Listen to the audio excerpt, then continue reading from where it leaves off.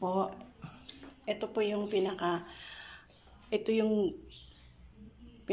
pinapakita yung parang old design ng houses nila.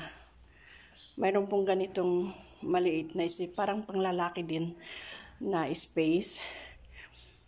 Ayan, may lampara. Tapos pag taglamig, nilalagyan nila ito ng kahoy para pinaka-heater nila. Ganito ang design ng mga houses nung panahon noon.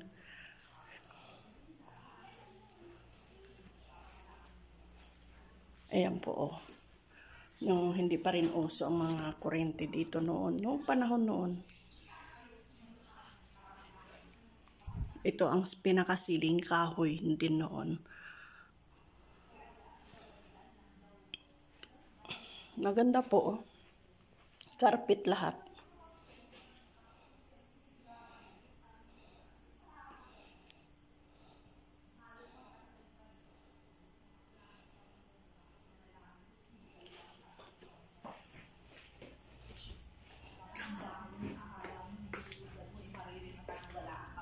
Ito yung pinakalabas niya.